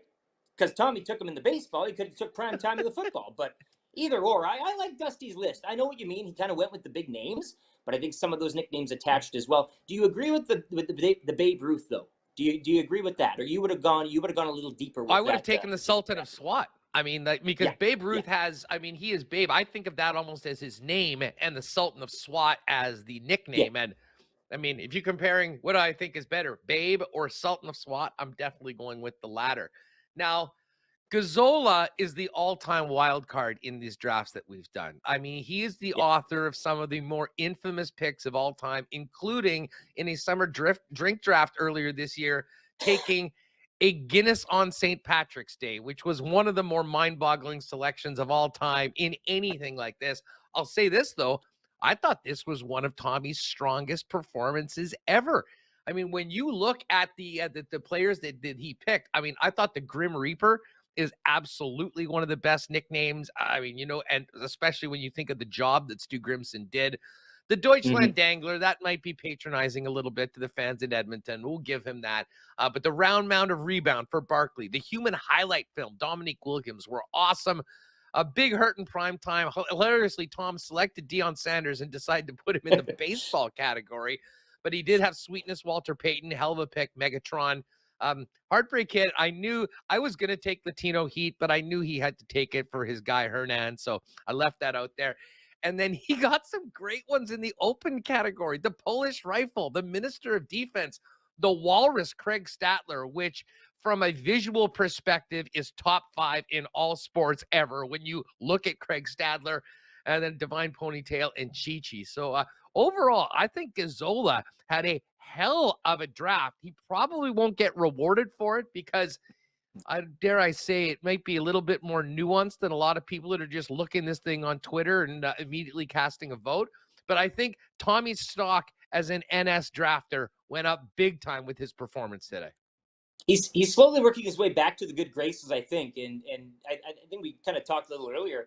He got the point of this draft. He got the spirit of it. All of those nicknames, going off that whole list from top to the hockey all the way to the bottom. I love all of those nicknames, and I like what he did with the open section too. He went a little off. He went a little dirt road driving there. I love the Baggio ponytail one. Maybe a few, you know, maybe people maybe say not in the top 4 leagues or anything like that. I mean, Polish Rifle, Minister of Defense, the Walrus. These are great nicknames. Now, again, you mentioned the star power. There's not, I don't know about rhyming. I don't know. The humor, yeah, it can be there for some of them, but all these nicknames and the people he chose really sum up that character, that athlete, and what they're doing. And I think they're all kind of unique. They have their own little, I mean, Sweetness and Megatron in the football. Ooh, that's a good one. That's a real good one. I have Sweetness high. Megatron is a name that's never going to get replicated again. And I think going with round mound of rebound as opposed to Sir Charles was a good pick. The Deutschland Dangler is the one that I'm kind of I mean, if you put Eddie the Eagle Belfour in there, or even McJesus, if you want to play to the local, that would be the play. But other than that, I agree. I think do people call Draisaitl the Deutschland Dangler? I mean, is that a common reference for him, or did he make that up? It happens from time to time, but it's a mouthful. So it's not really, I mean, a nickname is a nickname. It's the point of a nickname almost is to kind of short, like, that's a mouthful. I'd rather just call him Leon. or Dry. Which, Dry, yeah. Which would be something else. That would be a typical hockey nickname. Dryzy. Or something. Dryzy, yeah. Lieutenant Eric from the Nielsen Show on TSN 1260 is with us here on Winnipeg Sports Talk. It was a lot of fun. If you go to my Twitter right now, the links to the draft, if you want to listen to the entire thing, it was a lot of fun this morning. Certainly encourage you to check that out, as well as you can look at what we're showing right now on the YouTube, the 4 different teams. Cast your ballot. May the best squad of nicknames win. Eric, while you're here, I can't miss the opportunity to talk a little 3-down ball with you. First of all, you, of all of friends, acquaintances, people that I work with, are the most dedicated CFL fan when it comes to CFL fantasy. And I'm not talking, filling up a salary cap game once a week on CFL.ca. I'm talking about real old school, write it down, do a draft, pick your teams, CFL fantasy. How is the league going on this year? Who are the guys that you are riding right now? What a roller coaster it's been. My Memphis Mad Dogs are still looking for their first championship in some years. Now, it's a 4-man league. I'm the Mad Dogs. My brother Lucas, the San Antonio Texans. Matt Iwanek, the commissioner of the league, is the Sacramento Gold Miners. And Scott McCord, the 4th franchise, relocating from Las Vegas to Shreveport to become the Shreveport Pirates. So you have the Pirates, shout out to the Mad Dogs, the Gold Miners. Yeah, we love the American time, so that was an ode to that time. But just quickly to let you know how this season's been going, we do dress a Canadian, and we have a draft every year. It's not a keeper league, but you draft the players and you get them through the season. And we do have a Canadian spot. We are ratio-minded. I made the selection of Nathan Rourke, I want to say in the 3rd or 4th round, and people kind of raised their eyebrows around the table, which I get. But once the season started, it was I'd come upon a gold mine because I was starting him, Huss, in my Canadian spot, which is usually for an Andrew Harris, or who has been the Canadian over the past years. But then outside of Harris, you're maybe looking at like Nathaniel Balharry. Like you're going down the list a bit. So not since Andrew Harris have we seen a Canadian come in and put up the numbers that Rourke has had in that QB spot. So I'm dressing Rourke as my Canadian as a QB, and then putting McLeod Bethel Thompson as my quarterback. So I've got 2 QBs coming out almost every week, putting up points. The issue I ran into at the beginning of the season was BC had a couple bye weeks there. I was up against some strong opposition. I have allowed, 100 more points than the first place team, but I've scored the same amount. My brother is in first place. He's a schedule fraud, and I've been a victim of bad scheduling this season. Now with Rourke getting hurt, I don't know, man. I don't know if I blow it up. I'm still in the playoff hunt. It's a 4-team league, so I need to get that 3rd spot. But right now, with that Rourke injury, it's thrown my whole season, the Memphis Mad Dogs, into a bit of a spiral. So we'll see if we can get out of it this week. But I am Rourke. Rourke was our pony boy, and we were riding him hard. And rumor has it there was a few sketchy lineup decisions last week that may have factored into the final result. That being said, fantasy aside, we love Canadian football. We love the 3-down game, and in addition to your fantasy team's loss, what a loss for the Canadian Football League for this magical season of Nathan Rourke to be derailed by injury. What's really frustrating in watching and enjoying the Canadian Football League is there are so many teams and so many games. On an NFL Sunday, and you know this, 3 kickers can miss game-winning field goals, and the one that makes it is the one that we focus on. Much the same with injuries in the CFL. The league just can't simply afford 2-3 good starting quarterbacks to go down. But unfortunately, they're in a sport that's high intensity, high physicality, and high in violence, and that those things can happen. If you look at an NFL schedule and all the teams in there, some quarterbacks are going to go down, but is it going to affect the league as much? And it won't, depending on those names. But you get what I'm saying here. This is a league that unfortunately can't look away sometimes from the negativity because it's there in front of you. There are only so many games and so many teams to talk about. Nathan Rourke, though, as an individual, man, it was good for the BC market. The guy's Canadian, great passport. All of the stories, it was just such a good story. Again, from my personal point of view, selfishly in my fantasy, but just for the league, for Canadian players, it used to be growing up in Saskatchewan. It was, if you can't play on the offensive line or kick the ball, you probably don't have a shot. Well, now this goes to show that you can get there. Same with Andrew Harris too. I think at his time busting in the league out of BC and the Raiders and stuff, it was, what's going on here? An impact guy on the offense who can turn heads and make people miss and score some points. And with Rourke, again, highly unfortunate. It stinks. There's not much else you can say, but at the end of the day, it's football, right? And these things happen. It's just unfortunate it had to happen to a guy, and at this stage of his career. I know even a week ago prior to the injury, we're all talking, NFL whispers. Well, I don't know where that lands right now, and maybe, and I'm going to say this in a really weird roundabout way, that if the NFL whispers kind of subside, Nathan Rourke moving on, just you focus on playing a CFL career or something such as that. I hate to see if a guy like Nathan Rourke and all the good stuff he's putting on the field here gets an NFL whisper and then decides to go somewhere for money and ends up holding a clipboard. And we never see that, athleticism and physicality again. I'd love to keep him in the league. And maybe this injury keeps him here. As disgusting as that sounds, I get that. But it's terrible not seeing him on the field in any shape or form.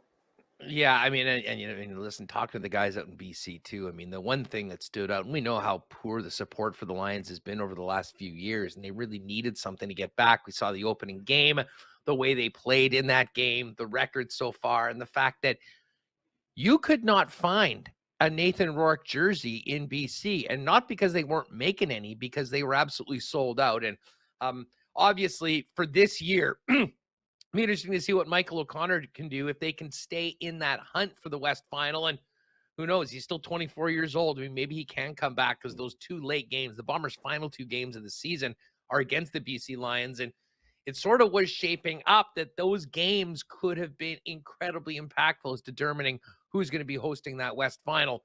I really do think that if the Bombers can get the West Final here in Winnipeg, it's going to be a very, very tough job for anyone to come in here in the cold in a packed stadium in November and win. Oh, yeah. Little different story when you're on the road.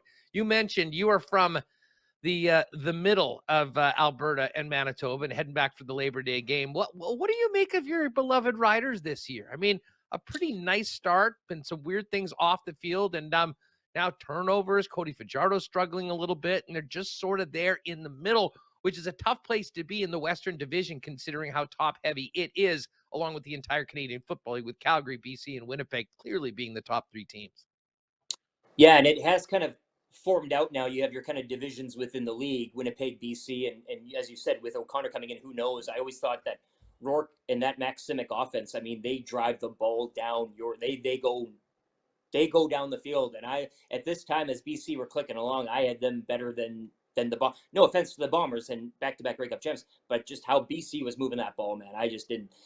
But yes, back to the Rough Riders, it's death by 1,000 cuts in a salty fishbowl, and that is not a good thing. Grey Cup year especially, you do not want to be having that type of deal. You go back to that Red Blacks game, and I don't applaud what Garrett Marino did. However, going back to the Rourke discussion, football is football, and sometimes plays happen. Now, did he go for him? I don't know. There's a bit of a push. Problem I had in that game is the one guy that left the field at the end of the game was kind of the guy that all started that by injuring the CFL sack leader Pete Robertson on a dirty play as well, who did return last week, and I do believe is still leading the league in sacks, which nobody really cares to discuss. But yes, lots of injuries for them. You can point to the fact that maybe a lot of people have the argument Jeremy O'Day didn't provide enough in the offseason. I mean, it's a Grey Cup year. This isn't just year one of this regime. So you kind of say, well, what are we doing? Are we taking a step here? Are we getting this thing over the line? And I kind of felt maybe they didn't do enough business on that area of the ball.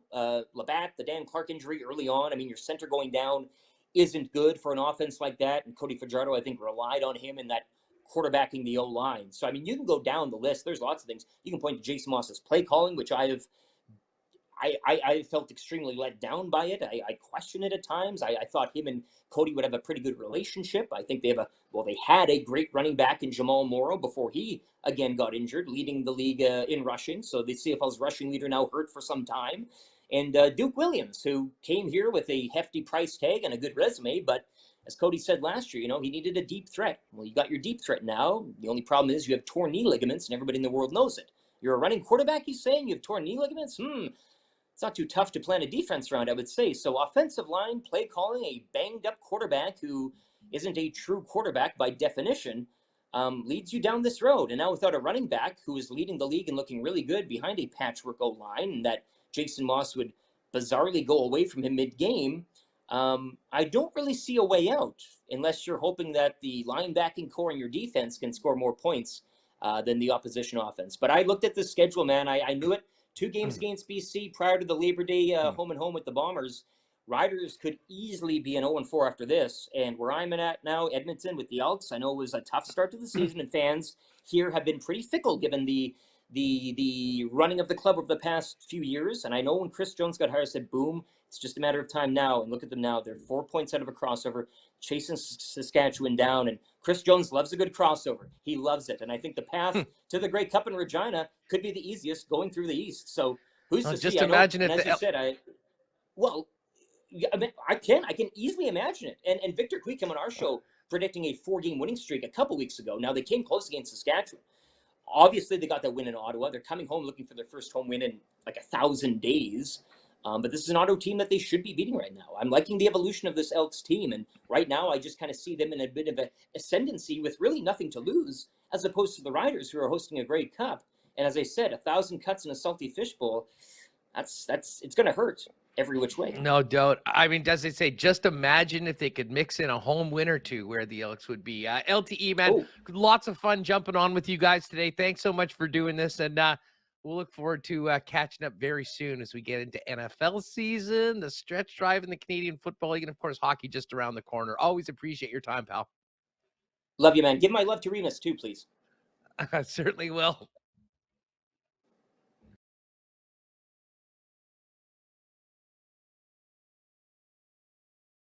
Chat if you missed it, or you can go to my Twitter, go over, let's just say team number 1 needs some love.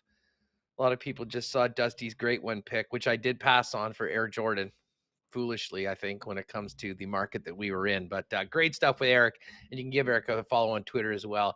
Very funny dude at Lieutenant Eric. All right, Dub's going to join us in a few minutes. We'll talk about this big news today on the PGA Tour, a little bit on the Tour Championship as well. Before that, though, a huge thanks to the great people over at Not Autocorp. Their amazing support of Winnipeg Sports Talk since day one, before we even did a show. Trevor and his team was there behind us, and they are still the best spot to go if you're thinking about getting a new ride here in the city of Winnipeg and in Manitoba.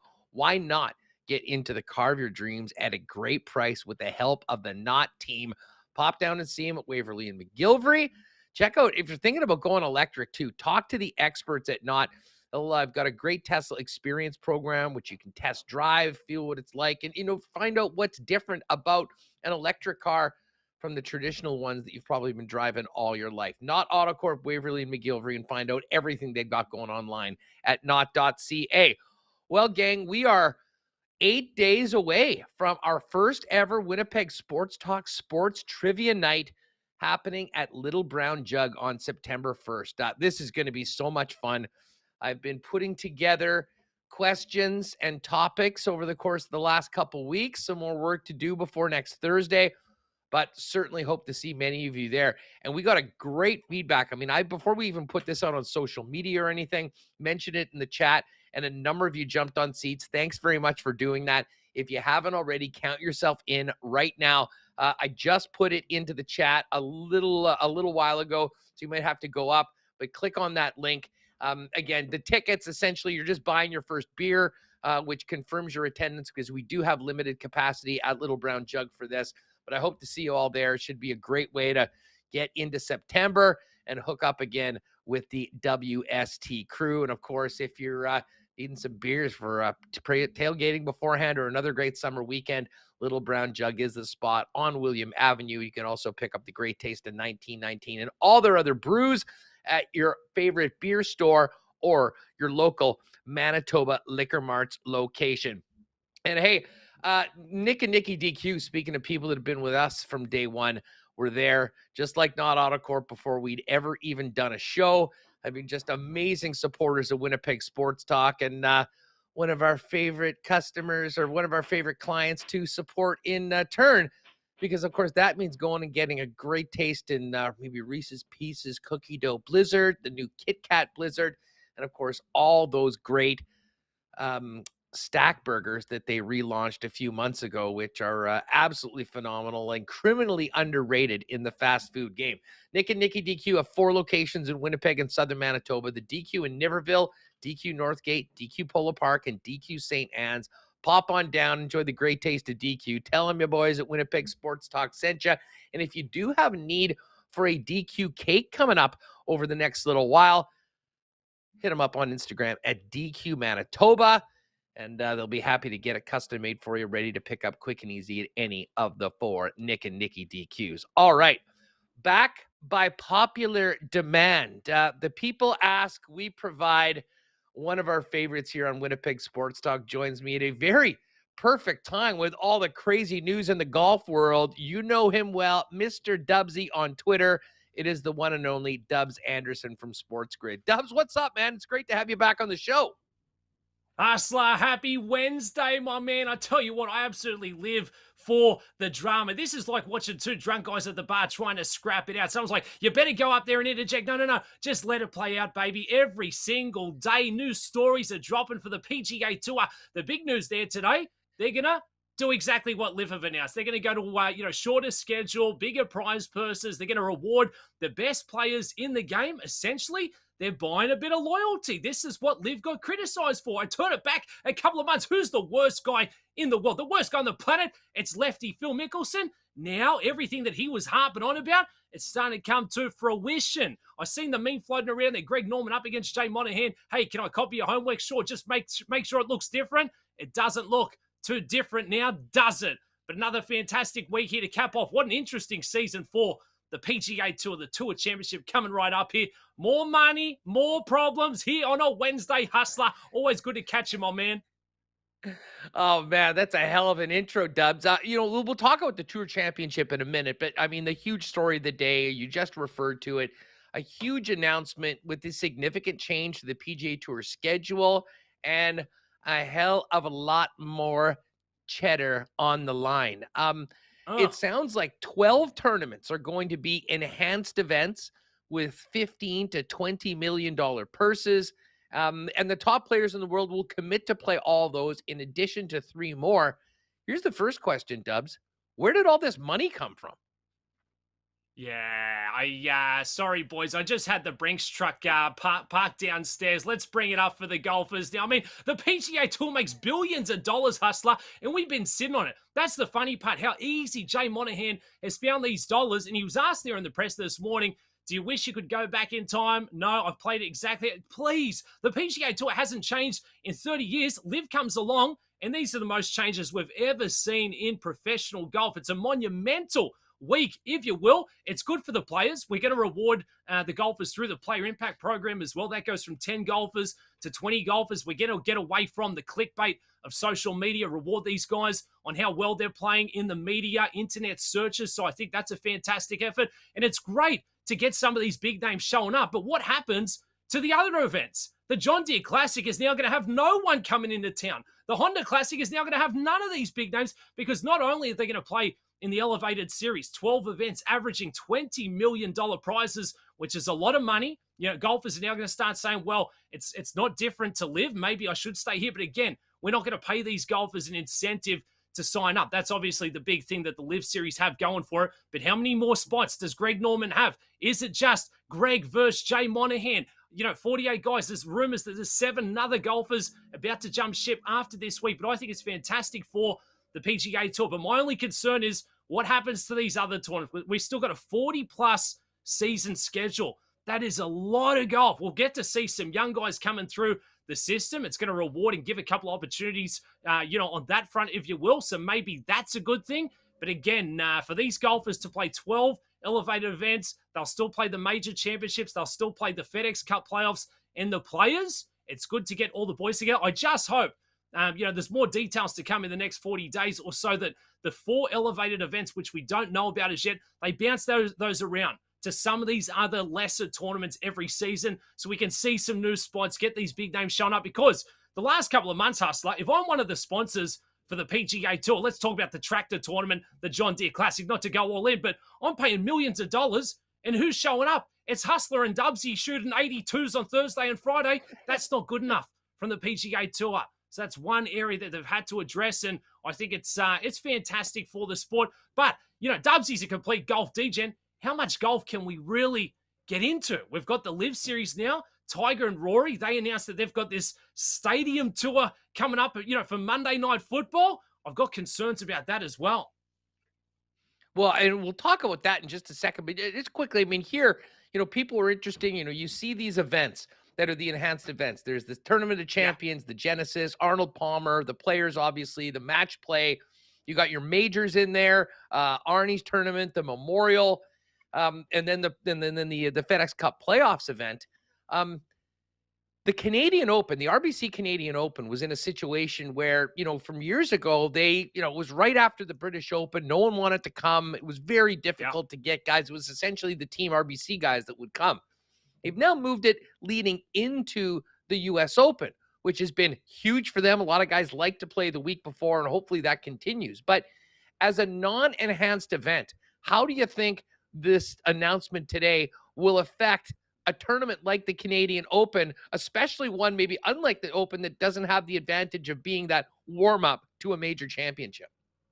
Yeah, look, if it's the warm-up into a major, the players are still going to show up to get those reps in. But otherwise, for the big names, they're going to play where the dollars are. So I think, some of those other events are definitely going to struggle to get the big names. And the PGA Tour are going to argue, well, we've still got the best golfers in the world. You're going to get the young guys. But no one wants to see, Tommy Kim, who's just won a few weeks ago. He doesn't move the needle. We want to see Ricky Fowler, despite him not being able to, make a cut and hold his own on the PGA Tour. So I think that's definitely going to be a concern. I think, the PGA Tour, there's been a lot of finger pointing. These golfers, they're so greedy. They're trying to stuff their pockets. Why do we have 40 plus events? Make it a summer tour. Let's just have the 20 or so events. But we know they're after that money. That money speaks, money talks, Hustler, as we know. That's all they're after. But at least now they're starting to give a little back to the golfers, the guys who are moving the sport along, and give them a reason to stay on the PGA Tour, because that's what it's all about. We've lost enough to the Live Series, but I only imagine if we did this 12 months ago, 24 months ago, and big lefty Phil Mickelson gave these guys a bit of a heads up, how would it have looked different? Would we still have some of these big names? I look at the field this week. I'd love to see Brooksy there. I'd love to see DJ there. I'd love to see Paddy Reed, the people's champion, in the field. I think the players win. The fans, I've got question marks on. I think it definitely waters down some of these other events. And again, too much golf, even for Dubsy. I don't know if it's a great thing. You're obviously well connected within people, players, caddies within the game. It does seem like most of this is for the top players to keep them from leaving and keep them happy and, make them, obviously get what they're able to earn maybe on another tour. It is interesting that players between 126 and 150 on the tour list are going to get fronted $500,000 at the start of the year. And players that miss the cut that are out there will also have some travel expenses covered and will be getting $5,000 for missing the cut. How important is that for the guys just on the fringe of the PGA Tour?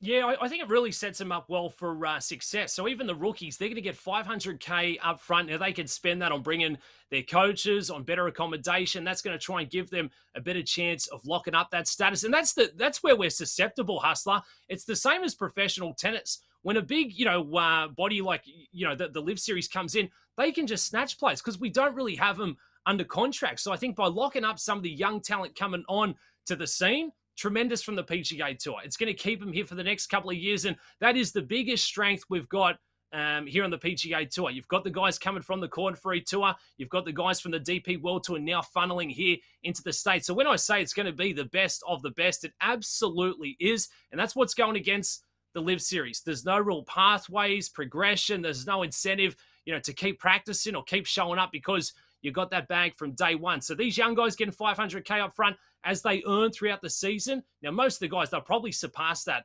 Yes, we say the PGA Tour golfers don't make enough money. They make a lot of cheddar, a lot of wedge out there. Once they go past that $500,000, they start earning. If they didn't meet that number, the PGA Tour would cover them. So that's what it's all about. We got to look after these golfers, despite them being contractors. If you want to keep them on your tour, on your league, you have to look after them. Professional golf, that was a real vulnerability that's been highlighted the last couple of months. No doubt about it. And I'll say this about Live. You don't like where the money comes from, and it does seem like glorified exhibitions. I mean, to be perfectly honest, I mean, the most excitement of all these Live events have been the press conferences in the couple days leading up to when they actually played their 3 rounds. And I think people that are used to regular elite tournament golf realize that it's 4 rounds, it's 72 holes. And listen, they just don't have that right now. However, They have done some neat innovations. I think not necessarily every event, but I mean, a team concept is exciting. And bringing out some of the personalities and showing things a little differently is something that I think is good for golf. That has not gone unnoticed by the PGA Tour and one Eldrick Tiger Woods and Rory McIlroy. You alluded to it a little bit, but one of the other things that came out of this was this announcement that there's a new company that's been formed with Tiger and with Rory. It's going to be combining golf with technology. They're going to be playing 18 holes in 2 hours, sort of made for TV, 3-on-3. This sounds really interesting, but what is this? It's pretty hard, even if you're playing a single in a cart, to bang out 18 holes in 2 hours. Are they getting to Top Golf and cracking a few beers and playing a 3-on-3 match? What is this? Hey, that's a pass from me. I'm going to let that one go straight through the keeper. It's a tech-infused golf league. It's going to be stadium golf. So I imagine, from what I've seen from the graphics, it's going to look sort of like Top Golf meets the CrossFit Games. It's going to be in an arena. They're going to have long drives up against the simulator. They're going to have a short game area where I imagine they're going to have chip-offs and putting contests. I'm sorry, ladies and gentlemen, but that doesn't do it for me. Tiger Woods in the flannel shirt and the baggy jeans for what we saw last week, having a couple of hitting giggles. No, it's going to be like the big three of basketball. Sure, some of the golf diehards, we're going to watch it just to see what's going on, but can you really stack it up to the NBA? Can you compare arena football to the NFL? No, it misses that punch. Sure, we got to make the tour and golf a bit more exciting and get in line with some of the younger generations. But again, I think what makes it so good is the core of 72 holes of stroke play, full field events with having a cut, seeing the guys pegging it up in the simulator. That's the best we can come up with, and we're going to do it Monday nights going up against football in winter, and we've announced that we're going to have 15 events out the gates. Why not start with 4? Why not start with 6 to see if it's actually going to work? No, 15 events up against football. Dubsy's going to be watching the football. Back in winners, back in the Rams. I don't want to see Tiger and Rory in the car keys, in the shorts, having a couple of laughs on television, wielding the driver in the simulator. Nah, Hustler, I'm all about innovations and bringing that next level to golf, but I've got reservations if this is it for me. Are we going to pack out stadiums to see the guys do this? I don't know. A lot of golf. It's still a niche sport. You take us out of summer, going up against some of these big leagues. Football's coming back. The PGA Tour, 40 plus events. The NBA's there. MLB, I don't know. Tiger, just suck it up and get back out on the golf course. That's where we want to see him. At the majors, at these other events. Hopefully he shows up to a few more, but I mean, from what we've seen, he's still looking a little under the weather, a little banged up, if you will. Yeah, no doubt about that. The Dubs Anderson's with us. Make sure you follow him on Twitter at Mr. Dubsy. I have to ask you, with the Tour Championship coming up, unfortunately for a guy, Willie Z, who finally got that win, and shout out to you for being on that. He has got a couple herniated discs. He won't be able to play in the richest event on tour, which is a big blow, but what a bright future he has. But I have to ask you about Cam Smith. It's been widely reported that he's already signed with Liv. He decided not to go to the BMW because of a quote-unquote injury, some discomfort, which also happened to coincide with this players' meeting of the top players, of which he certainly is one. What do you think Cam Smith's feeling today with the announcement of what the PGA Tour is doing?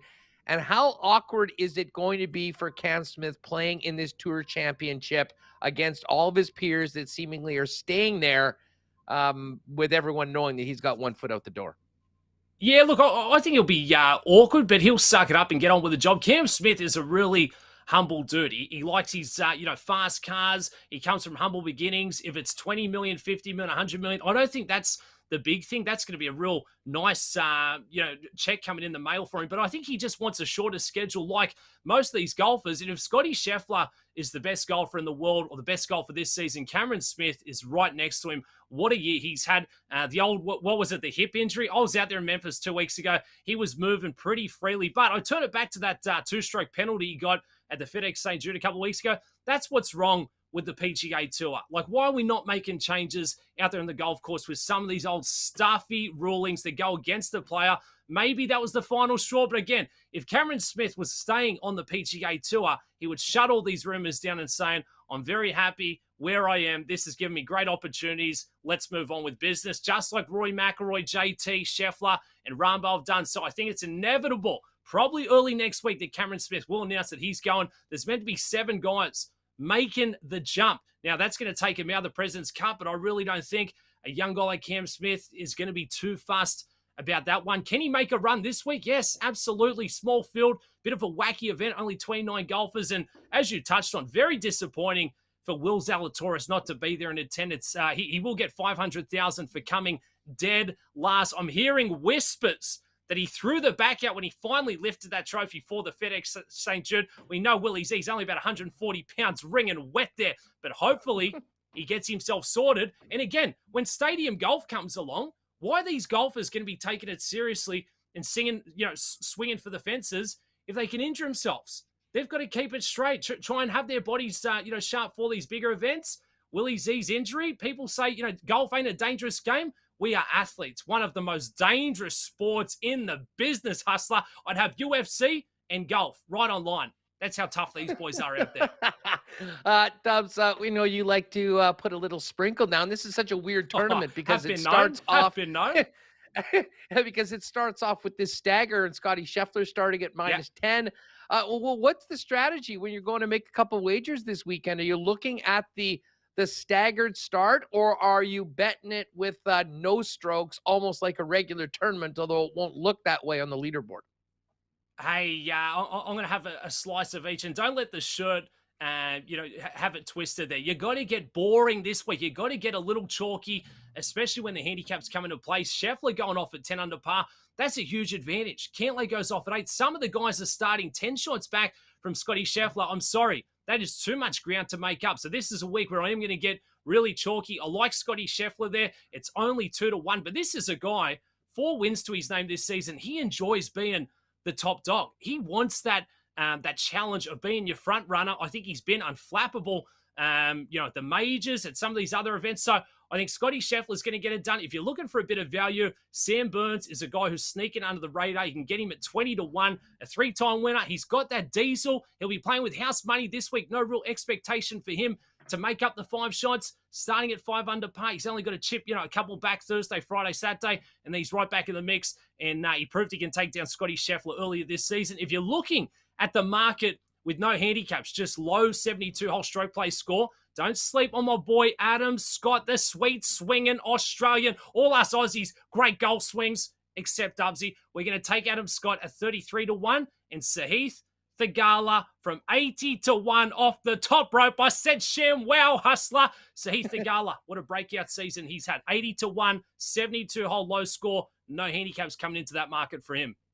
I'm glad you brought up Sahith. I mean, he is a guy that no one really knew before this season, has contended in a few events, and just such a great story. And I heard him talking. He said, if you would have told me at the start of the year I would be in the Tour Championship with the top 30 in the world, I would never have believed you. But that is really what the PGA Tour is all about. These young players coming in, breaking out, and being able to go head-to-head with the best in the world, as opposed to maybe a few of them taking the bag, but now probably looking somewhat enviously at the ability to compete against the likes of Rory and Rahm and all the top guys in the world. Yeah, absolutely. Yeah, and all those golfers who jump ship, they're going to miss the competition, Hustler. These guys are athletes.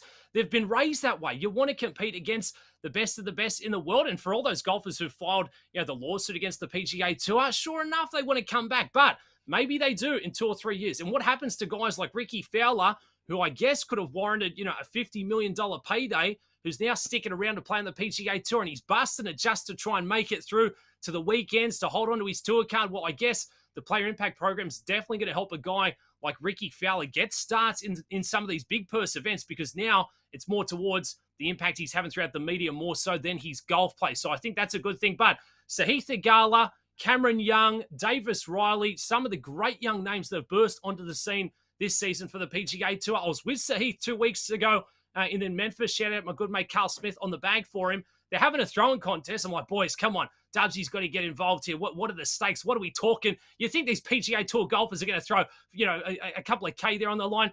They're playing for guacamole at Chipotle. Your boy has heard it all. And that's how we got to fix the PGA Tour, Hustler.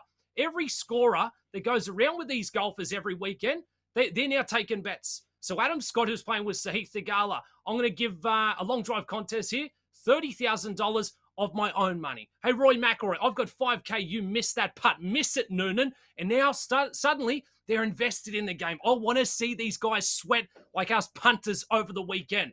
That's the excitement the PGA Tour is missing. Every scorer should be taking bets from the Boise's. That's how we fix it. I love it. Dubs, you're the best. Hey, fill people in on where they can get more of your content, because we love talking golf with you, but I know you're ready for NFL season and a lot more fun and hijinks with you and the gang over at the Grid. Yeah, Dubsy's an absolute punish. That's the disclaimer before I get into it. Follow me on social media at Mr. Dubsy across all platforms. You can find me on the Sportsgrid Network talking this and talking that. You can find the golf podcast over at Props US and, of course, talk golfing to me. Dubsy is a complete parrot. There, I've said it. But go give us a follow. Hustler, always a blast. I caught up with the boys up north 2 weeks ago. Corey Connors, what a stick. Adam Hadwin, and what about Canadian bacon, Taylor Pendrith? Canadian golf in a really good spot as well. We like to see that. I'll tell you what, we might see Pendrith get a call from the President's Cup team now. I mean, especially if Cam Smith ditches. I mean, he's been playing so well. I mean, it would be hard to ignore a guy like that. Corey's on the team. And, of course, the President's Cup will be here. Dubsy, drinks on me. We're going to get together in Montreal in a couple years. I'm not sure if you've been there before, but if you can't have fun in Montreal, you better check your pulse. I know you're certainly not that, and we will be set up. So let's make that a plan. Hey, Hustler, you don't have to invite me twice. Last time I went to Montreal, I didn't know they spoke French up there. I tried to get a taxi, and the boys looking at me. I'm like, oh, mate, this is not going to work out. Well, I've got to stick in the Ubers, but I'll see you up there, and we'll have one drink. As long as it's the size of Texas, baby. Make it a stiff one. I said, yeah. Let's go, Hustler. The Tour Championship. Let's get them tickets in and have a sensational week to cap off the PGA Tour. You're the best. Say hi to Gabe and Cam for me. We'll do this again soon, pal. We'll do, brother. Talk soon. Nah, nobody does it better. Our guy. Make sure you're following him on Twitter, Mr. Dubsy. Lots of great stuff. Funny stuff, golf stuff. And as I mentioned, even a little NFL content as well. And you can check out Dubs and all the gang over at Sportsgrid over on YouTube as well. All right, that was amazing. What do we have to do? We got to do a cool bet lines. We have to do our Assiniboia Downs picks before we're done. But first things first, tomorrow, game day, Winnipeg Blue Bombers, 7:30 kickoff against the Stamps. And that means the Princess Auto tailgate zone is going to get going at 5:30 p.m. If you're going to the game, make sure to get there early. Enjoy $5 beers, $3.50 hot dogs and pop, DJ Finesse spinning, prizes from the Princess Auto team. It is, just an amazing atmosphere. And I picked up that sea can from my friends down the street at Confusion Corner. So even more options to get a cocktail or two before the game at the Princess Auto tailgate zone.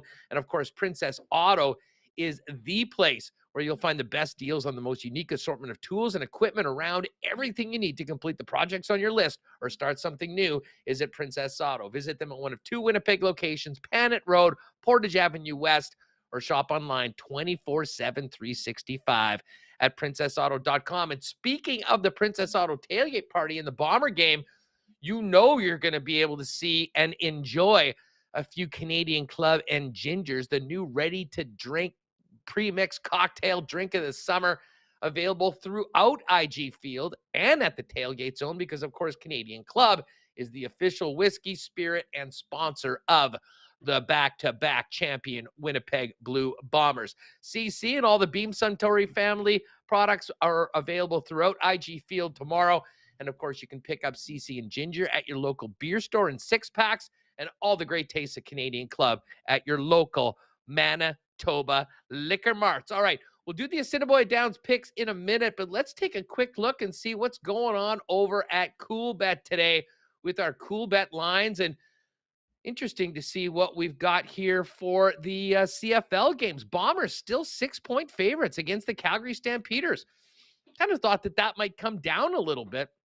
I do think this could be a very close game. I have to admit, I think I might lean Calgary on the point spread, although I certainly hope the Bombers win this game. Bombers minus 233 on the money line, Calgary plus 187. And if you missed it earlier in the show, Jake Maier will be the starting quarterback, not Levi Mitchell, who had a little Instagram message saying he certainly will support it, but he is disappointed with the decision.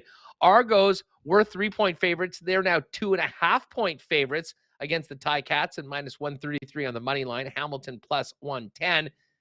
And the Saskatchewan Roughriders, that number's gone down slightly. They were 4-point underdogs yesterday, 3.5 now.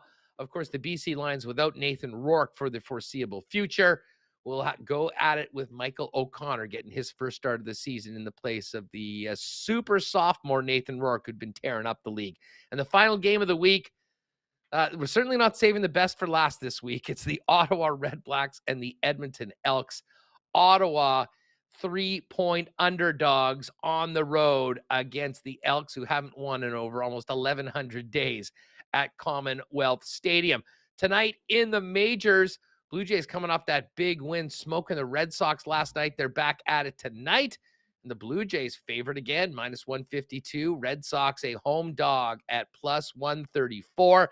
And there is a cool bet special for the game tonight. Man, we just missed it last night. The Jays got the win. Teoscar Hernandez fell one total base short. But tonight, plus 275, Barrios strikeouts and Jays runs, both to be over 4.5. That's a Cool Bet Daily exclusive at plus 175. Just click on the Cool Bet specials in the margin. And of course, Tour Championship as well. I just went over that with Dubs. Scotty Scheffler is the favorite, plus 225. A bit number of Cool Bet than most of the other spots. Cantlay plus 425. Schauffele plus 750. They do have a full winners without strokes, as we touched on there. You can bet that as well. It's all there at Cool Bet. If you haven't played a Cool Bet before, use the promo code WST. When you're making your first deposit, we'll get you a 100% bonus up to $200, just in time for NFL season to kick off. Big thanks to Cool Bet for their great support of WST. Now, no Remus today. I can tell you, though, his favorite horse, Shooting Money, beat me at the wire last night, and Remo had a couple nice wins. I got goose last night, so it is crunch time for me. He is catching up in our season-long competition. Picks for tonight.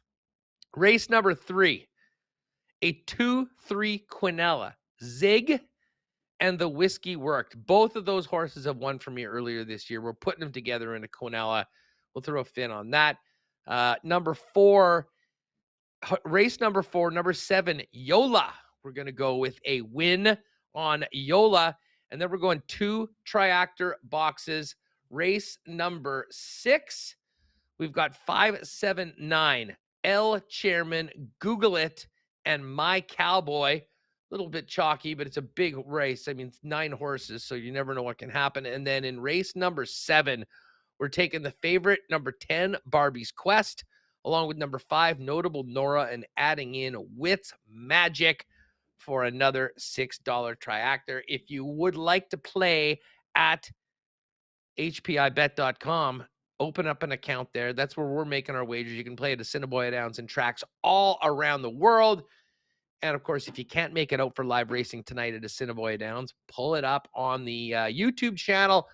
Kirk and Stretch do an amazing job getting you ready for all the races with live coverage of everything happening from Assiniboia Downs. And as I mentioned, you can make the wager over at hpibet.com. Well, been a pretty wild show today. I can tell you, we got a real busy next couple days. Tomorrow, of course, is game day. Going to be doing another lock shop in the morning with Dustin Nielsen, an NFL win totals episode. We'll go live around 10:30 our time for that. And then Dusty's going to jump on the program as well and tee up the game. He'll be here in Winnipeg calling it tomorrow night. We'll also talk some CFL and NFL with our guy Marshall Ferguson and Kenny Weeb's World himself jumping on the program as well, kind of focus in on the Jets, and maybe Kenny will have some takes and some insider info on anything we can expect from the Jets heading into the next little bit. Of course, if you haven't already, make sure you hit that red subscribe button, folks, and do us a favor. For those of you with us on YouTube, hit that thumbs up button. And for those of you that are listening on the podcast, thanks so much for being with us and making us a part of your day. Tell a friend about Winnipeg Sports Talk and where they can find us every day live on YouTube at 1 o'clock p.m. and in your podcast feed in and around 3:30 after each and every day's show. Great stuff from all of you in the chat today. Thanks so much for being with us tomorrow. Big show, getting ready for game day with Nielsen, Ken Weeb, and Marshall Ferguson. And we're going to finish off strong as well. Brandon Rowicki and Jeff Hamilton. Hammer's going to come on early on Monday and sort of be my Remus for the day. We'll obviously talk a lot about the Bomber game tomorrow night, but much more heading into the weekend from around the CFL and the world of sports. All right, Alex, just before we go, I've been seeing you working on a little bit of Photoshop. I believe we do have the picture from Michael Remus in on holidays right now. If you could pull that up, a couple of good looks. I think Dubsy may have borrowed Michael Remus's shirt. There's Remus. He's been working out extensively. And then we've got another photo of Reem. As I said, Dubsy borrowed Remus's shirt. That's a Remus look that Dubs is rocking today. And as you can see, twins right there. I know you guys would love that. Folks, thanks so much for doing this. Shout out to Alex. Great stuff. And yes, we will do a challenge for you. We'll get to a sub goal and some likes on one of the shows. And we will definitely bring Alex on before he's finished and Michael Remus is back. But in the meantime, gang, have a great night tonight. Get everything you need done this evening, because tomorrow night it's all about the Bombers and Stamps at IG Field. And by the way, if you haven't already, I am getting some Jim Beam social passes for the game tomorrow night. So send me a tweet or a DM at Hustlerama, or you can hit me up on Instagram. We'll pick a few winners. We'll announce them tomorrow on the program. And by the way, send your email as well when you send that in. So if you win, I can send you the tickets. All right. For Alex Allard and a vacationing Michael Remus, Andrew Hustler Paterson with you. Thanks so much for being with us. We'll see you tomorrow, 1 p.m., a game day edition of WST before the Bombers and Stamps. We'll catch you then. Oh, my God. Oh! Shut it down. Let's go home. Thanks for tuning in to Winnipeg Sports Talk Daily. Make sure to subscribe on YouTube and your favorite podcast feed at winnipegsportstalk.com.